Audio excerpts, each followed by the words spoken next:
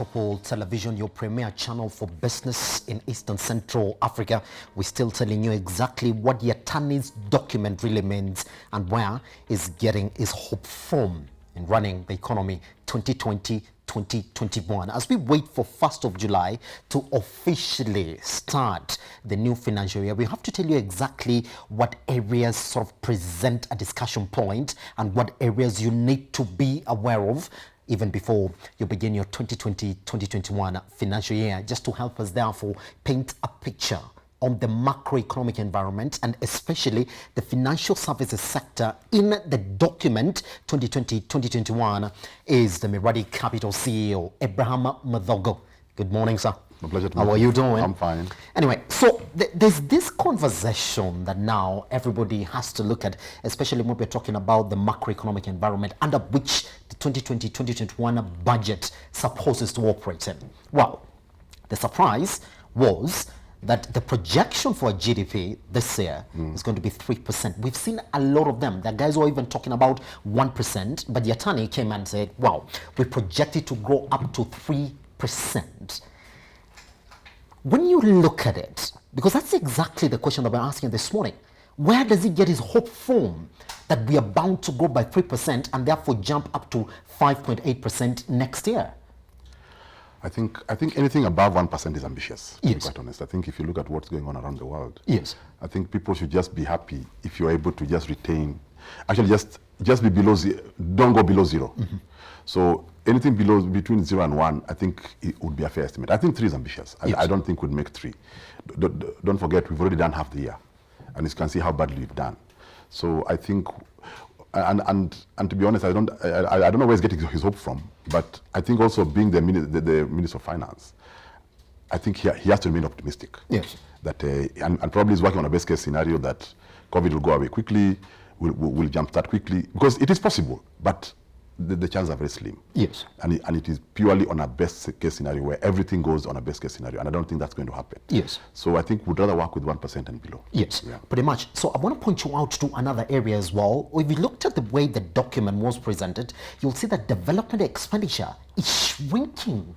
Yes. By the financial year. You will see last year it Yes. shrunk, this year it's even shrunk further. Would you say that that also is another area you pointed and say, then what is the agenda for this government if it's not to develop the economy? For you, what would you say is the reason behind this shrinking development funds? You see, it's a reality. It's a reality that has already that has come home. Yes. That several things. One, we have got 2 elephants in the room: the public wage bill, Yes. and the public debt repayments. Those 2 are consuming slightly more than what we are collecting on their own. Yes. So which means the only place you can cut back now remains the development expenditure, as much as it's the wrong thing to do. Yes. Because you see, these 2 are not discretional. They have to be paid. So we're in a very tight corner whereby we have to look for ways of cutting down these 2 things: the public wage bill and the repayment. Yes. And the repayment, we've talked here and we'll continue talking about it, that the only way out is to reschedule our debts. Yes. And that can be done. And we can easily half what we are paying. Yes. The public wage bill, yes, can be brought down, but that is a process. Yes. It can be brought down by natural attrition, by many measures, which the SRC has spelled out what it wants to do. Yes. But there has to be political will to follow through that process. Yes. Because until we deal with those 2 monsters, we'll continue cutting our development expenditure. Because remember, our income is not growing as fast as our expenditure is. And now we're headed to a season where our economy was already shrinking before COVID, and now COVID simply accelerated that process. So we'll have very little income, because even the projections they're putting for 1.6, 1.7 trillion collection, I think it's a very tall order. When you think about it, where will it really come from? So we are basically looking at even borrowing more than what they've said of about 800 billion. Yes. We'll probably borrow $1 trillion plus. So, and now that debt will again go to the and compound our problem. So next year we'll be budgeting for paying $1 trillion. This year we're paying 900 billion. Yes. I'll pay $1 trillion. So if we don't deal with this issue, we'll eventually grind to a halt. Yes. That is the harsh reality. Yes. Now let's talk about this debt repayment for 2020-2021. We have put it at 905 billion. Yes. That is just a couple of figures shy of 1 trillion. 1 trillion. Yes. And then if you look at what we're collecting right now, Abraham, it's 1.6T. And you're actually saying, good. When you look at the debt repayment, which is at 905B, vis-a-vis what we are collecting 1.60, and you're saying, it might not get there, is a tall order for carry. What's going to happen for anybody listening to you right now? What happens when the government, all right, is supposed to pay their debt and their ordinary revenue, that's the money that they get from carry, really doesn't come close to what they need to get? You see, the one thing we don't want to do is to get to a point of default. Yes. But you see, naturally, if we continue the way we are going, that's where we're headed. Remember the other day, we rolled over government paper. Yes. Something that has never happened. So those signs are really starting to show. Because when you're paying 900 billion for just on debt repayment, yes, and you're only collecting 1.6, so I was telling you, there's not even enough to pay wages and pay debt from what you're collecting. Yes. So basically, we are financing our entire development expenditure from debt.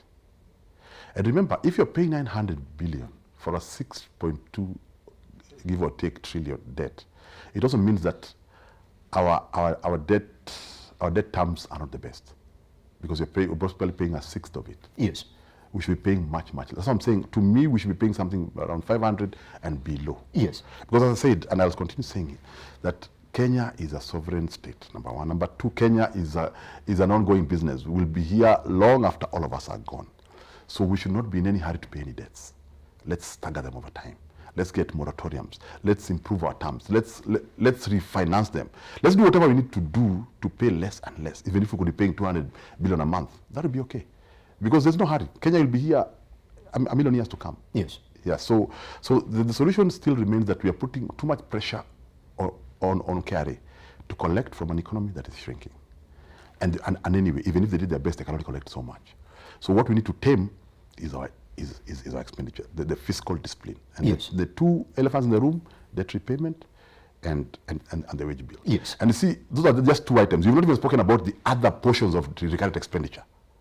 So this thing needs to be looked at globally, because you see, when you're looking at a situation where you don't have enough to do what you're supposed to do, then shrink what you're doing. We need to relook at the things we're doing. Do we need to do them all? And do we need to do them now? Then, because we will need to start moving towards balanced budgets, because that's what's going to save us. Yes. Because this thing of doing budgets, the deficit budgets by design, can only take us so far. Pretty much. And I think we are just about there. Mm-hmm. All right. Now, Ukur Yatani says, and this is exactly belonging to your section now, I just want us to either approve or disapprove his statement. He's saying, when he looks at the financial services sector in the country as we do not of it today, he's saying they are quite stable despite the shocks of the COVID-19 pandemic. I don't know how much weight we give the financial sector when we're talking about the growth of the economy or development for the economy. Do you share the same sentiment? And why don't you take us back to the report we just got 2 weeks ago that the NPLs have shot to 13.1%, which you said, according to you, it's already bad. The question is just how bad is it? Yes. For now, yes, they're stable, because they can still absorb 13, even up to 20.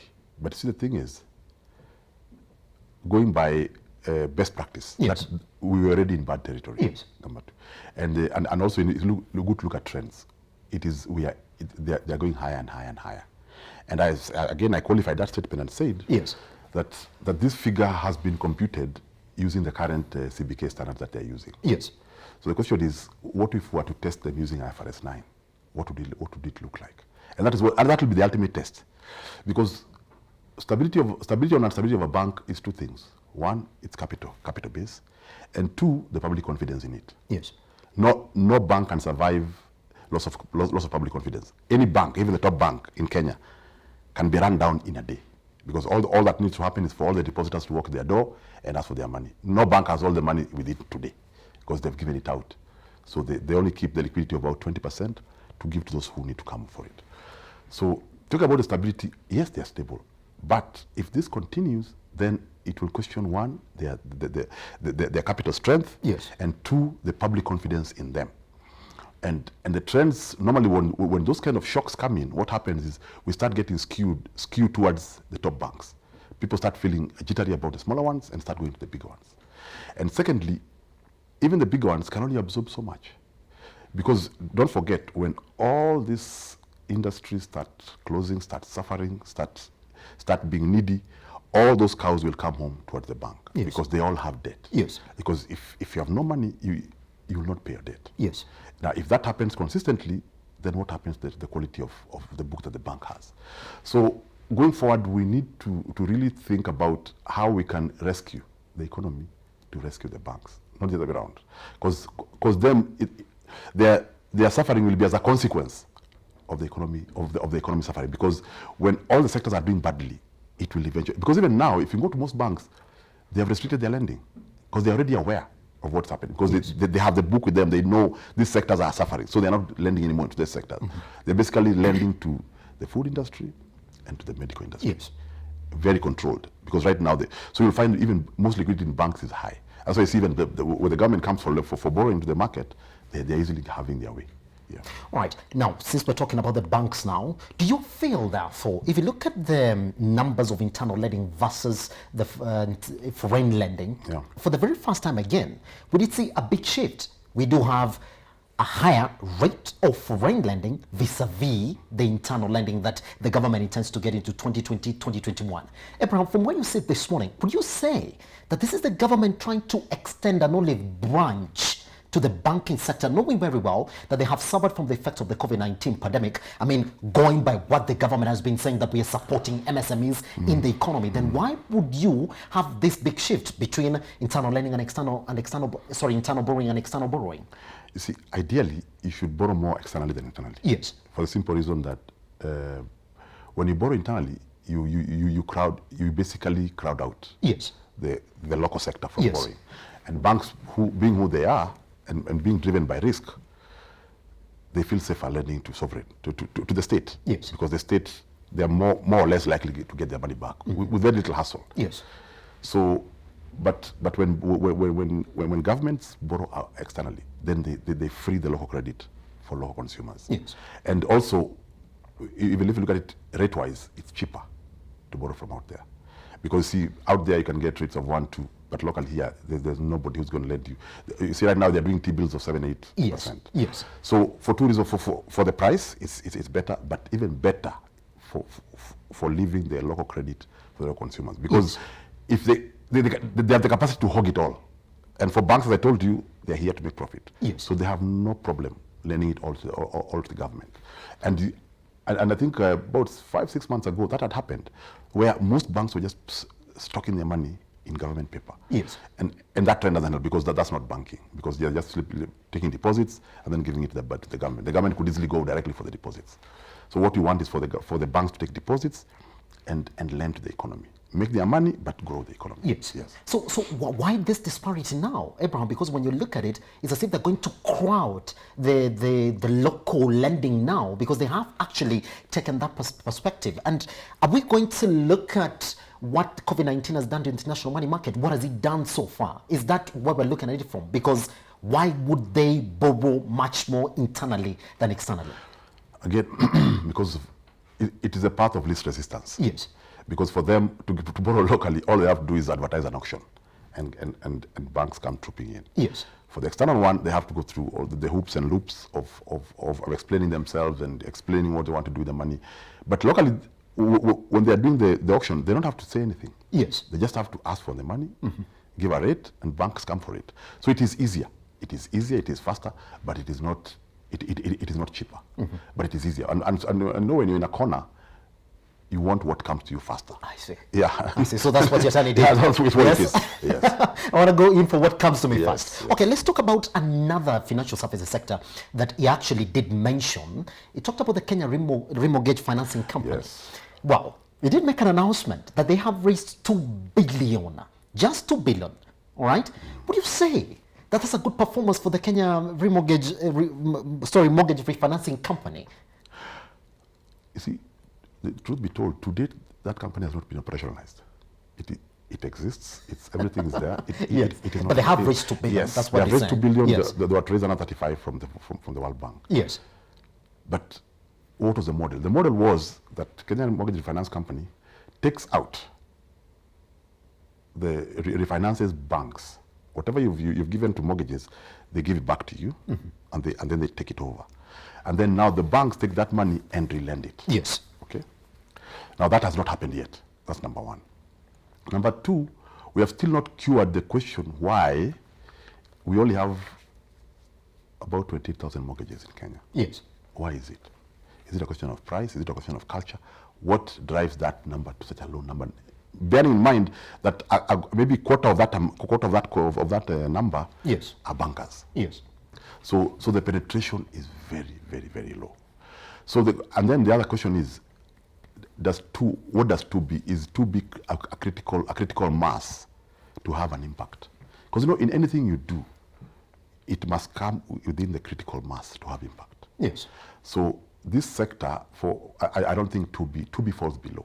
Yes, they were to start it, but the question, first of all, let's operationalize it, let's fund it, and let's see how it goes. But also cure the question is, why are people not going for mortgages? Yes. So the question is, do you want to do mortgages or do you want to do rent to own? Because the ultimate goal is ownership. So the method notwithstanding. Yes. So if people are not comfortable with mortgages, then let's look for another model. Because what we are interested in is ownership of homes. Yes. So let's keep our focus on that. But I think we are focusing on the method. Yes. Instead of focusing on the ownership of the house. All right. Then he actually even said, wow, that he has given a 3 billion guarantee scheme, therefore, that is supposed to go to the MSMEs within the economy. And he said this is a lot, going by the fact that most of the MSMEs have been affected by the COVID-19 pandemic. Wow. Compare that with the numbers of job losses that we've already been told so far. It's already feared that over 700,000 youth have lost their jobs as a result of the COVID-19 pandemic. And that goes directly to saying that businesses have pretty much stopped operating. So compare this 3 billion vis-a-vis that number. Would you say that they would have worked a different model as opposed to saying, well, there's a guarantee scheme here for these businesses that have been affected? You see, the guarantee scheme model has worked very well, especially with the Asian Tigers and elsewhere. Yes. So it can work here. But again, let's get this thing started. We are talking about a lot of things, but we're not getting them started. And not just getting them started is how we get them started and how we run them. Yes. Because that is because ultimately we have to find out how this 3 billion gets to the person who needs it. What is the mechanism of getting it to them and getting it back? Because don't forget, what the guarantee scheme does, it de-risks the project or reduces the risk so that some other lender can jump in because the government has put their money on the table or they have put their hand on it. Yes. So and that model has worked elsewhere because the reason MSMEs are not touched by the private banks or the private institutions is because the perceived level of risk. But if the government can come through the guarantee and now reduce that risk to a level where the bank feels comfortable to come in, then that way now the scheme catalyzes the credit process. Yes. That's what we want. We don't want a mass to lend. We want mass to catalyze. You remember in your chemistry, the catalyst used to be a small pinch, but it starts a whole process. Yes. That's what we're looking at. Yes. But we should not look at that amount as the amount that is going to the SMB. Because 3 billion is still not a lot, given the massive scale of that sector. Remember, the government has come up with very many things, including the Act and creating a registrar of MSMEs. They're trying a lot. But I think we need to refocus our energy. We need to synergize whatever we're trying to do and focus on the ultimate person we are looking at. And that is that small guy who is dying off because they're gasping for air and there's no one coming to their help. Yes. Good. Now, there's already a budget deficit of 840.6 B. Yes. That's a big figure as well. Yes. Now, there's already talk of how we do need a supplementary budget as early as September, just to sort of go into the loopholes that Yatani has failed to address in this document. From where you sit this morning, Abraham, what are these top areas that you feel that were not well addressed by the 2020-2021 budget? You see, the first and obvious one is that I don't think we'll hit that target, the coalition target. So the 800 will probably be $1 trillion or more. Yes. In my humble opinion. And when you hear people talking of a supplementary budget within 3 months, so we're basically saying that this budget is not well thought out according to them. It's not according to me, but according to them. That's why people are talking about another. Yes. But also, we must hand it to Honorable Atani, because what options did he have? You have a shrinking economy. You have COVID hovering over you. You have the big four to deal with. Interesting you should say Yes. what options they have. Yes. The options that they have is to actually give us a bigger budget number. Yes, but you see, budget is not about a wish list. Yes. Yeah, we can wish even 7 trillion, but where is it going to come from? So the question is, we want a realistic budget. Yes. But again, as I told you, he's constrained by those two big monsters, the wage bill. So his budget literally starts from around 1.8. It does not start from 0. 1.8 is done. So now less. So he basically he just did a budget for about $1 trillion. Yes. These are two already done for him. Yes. So he's in a very bad corner. And this collection of KRA, if it does not materialize, he has to borrow more. You see? And then the development budget is being slashed every day. So he's short of revenue. So unless you can grow your revenues, there is no other way out. Yes. Because we have cut what we can cut. And the two big monsters have not been touched because we've not rescheduled our load, we've not cut our public wage bill. So these are small things we talk about, cutting foreign trips, cutting per diems. Those are small, very small items. They will not have any impact. What will have impact is today if you reduce the repayment from 900 billion to 500 billion. That has impact. If we cut the wage bill by a quarter, that has impact. Because you see, for small items, no matter how many you remove, there's no impact. You just need to look for a big one and hit it hard. Then for revenue collection, I think as much as the economy is struggling, I think KRA now has to expand. And I like some of the measures that you were speaking on the previous segment. Yes. About going to areas that have not been done and levelizing the field, especially that 1% tax. Yes. Because corporates have been doing very bad, have been cutting out the big corporates. All they have to do to not pay tax is to show a loss. That's not difficult. That's why they employ very, very clever CFOs. But now, yes. It's very hard to doctor your turnover. You can doctor your profits very easily, but you cannot doctor because turnover can easily be checked using other methods. Pretty much. So now, when they say that if you make a loss, you pay 1%. You gotta pay 1% on that. Or if you make a profit that is below that 1%, you pay the 1%. So you are damned if you do, damned if you don't. Yes. Pretty much. All right. Now, Abraham, I gotta talk to you about this as well. Every time that we do have the CS reading a budget, is that people try to figure how they are going to place themselves within that budget. Most importantly, the Jubilee government, which we do know now has just one budget cycle. Yes. They've been running on the Big Four agenda. But you did see, we only had 128 billion that was pushed directly into the Big Four agenda. What are we saying about this budget? Are we saying no development at all? We just want to sustain ourselves and get out of government. And for anybody listening to you this morning, asking themselves the question, how do I fit my business within this document so that I can make more? Because if that's what the stress of the government is, then it's going to chance that I'm going to be more profitable after 2020, 2021. How do you tell that person who's trying to really figure where to place themselves within this document? Let me put it the other way. Yes.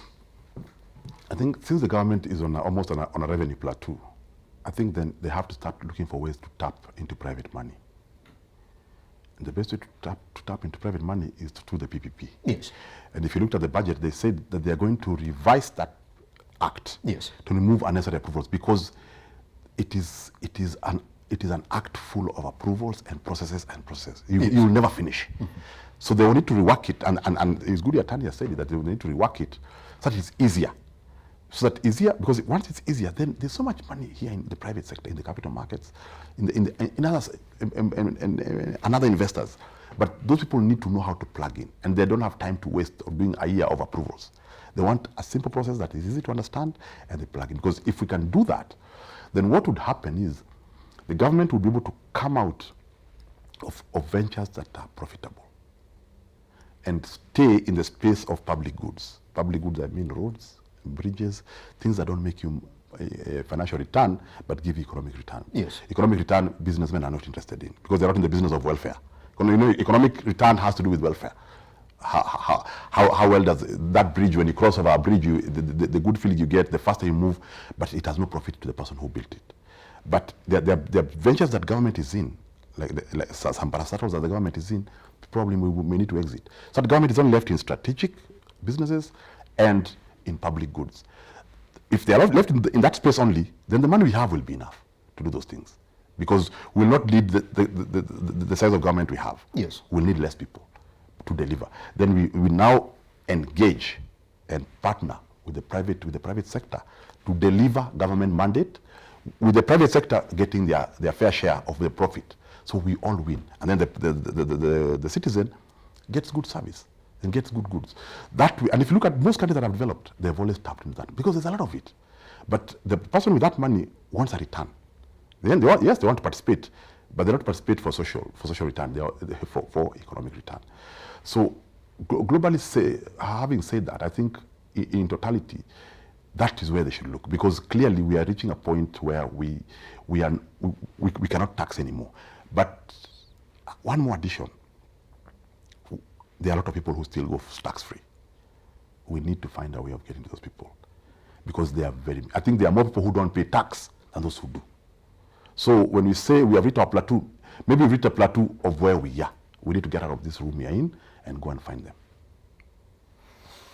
All right, that is Abraham Muthago, the CEO, Mirwadi Capital, helping you understand exactly what is going on right now in the government as Ukur Yatani tries to navigate, according to his own words, a very, very complicated budget for 2020-2021. Take him back to the time that he came into the studio talking about our budget deficits and what that means, talking about the chances of KRA and what that means to you, and as well talking about the talk about supplementary budget already. My name is Simba Elijah Charles Kiage. But once we come back now in just a few minutes, if you walk around, hotels are reopening, and they're reopening within this time when they're trying to figure out the COVID-19 pandemic status within the country. And if you check, the numbers are rising because we're coming from a weekend of another 137. That is as far yesterday. What does that mean for anybody trying to run their businesses now in the hospitality sector? And are they happy with what the government did the other day in terms of an economic stimulus package? Have they got it, and how are they using it? Once we come back, that is a conversation. You're still watching Metropole TV.